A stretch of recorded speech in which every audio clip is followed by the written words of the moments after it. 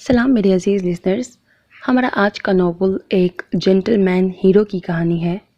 Age difference based है। दोनों hero और हीरोइन एक दूसरे के खालाजाद होते हैं, यानी कि इनके मदर्स दोनों सगी बहनें होती हैं। उनकी मदर्स में भी एज गैप कह रही हूँ, एज गैप ज़्यादा होता है। लाइक हीरो की माँ बहुत बड़ी होती है और काफ़ी साल बाद उसकी हीरोइन की मदर पैदा होती है, तो एज गैप काफ़ी होता है उन दोनों में भी। अब क्या होता है, उसकी हीरोइन की मदर स्टोरी पास्ट की भी चलती है ना, तो वो अपनी पसंद की शादी करती हैं ज़बरदस्ती, लाइक अपनी बहन से ज़िद करके।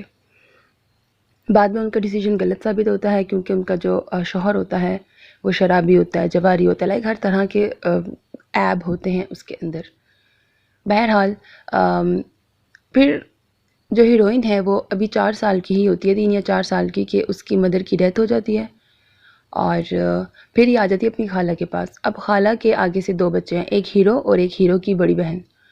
हीरो की बड़ी बहन की भी शादी हो चुकी है, अब हीरो ही है। और हीरो जो है उसको शादी के लिए, नॉवल का स्टार्ट भी ऐसे ही होता है, उसको कोई लड़की नहीं पसंद आ रही होती है। वो कहता है कि बस लड़की तो ऐसी होगी जिसको देख के मेरा दिल खुद यस कहेगा ना, तो मैं शादी करूँगा। वो बड़ी लड़कियों को वो कहते हैं नहीं मैंने नहीं करनी अभी, ये वो सारे इस तरह से ना। अब एज गैप है दोनों में काफ़ी ज़्यादा, लाइक कोई 11-12 साल का तो कम से कम एज गैप है हीरो और हीरोइन का। हीरोइन बहुत छोटी होती है उससे। अब वो उन्हीं के घर में 4 साल की होती है, तो वो आ जाती है। फिर ये लोग ही उसको पालते हैं, बहुत प्यार करते हैं। अब वो अपनी बहनों की तरह इसको रखता है और ये भी उसको अपना भाई समझती है। हीरो का नाम है हसन और हीरोइन का नाम है अक्सा। तो काफ़ी अच्छी स्टोरी चलती है इन लोगों की भी। और बहरहाल फिर एट द एंड यही होता है कि इमरजेंसी में निकाह होता है। क्यों होता है, क्या रीज़न है, फिर वो आपको पता लगेगी। हीरोइन इंजीनियरिंग करना चाहती है, कज़न्स मैरिज बेस्ड है, पास्ट की स्टोरी है और बाकी सब कुछ मैंने आपको बता दिया। और हाँ, हैप्पी एंडिंग है।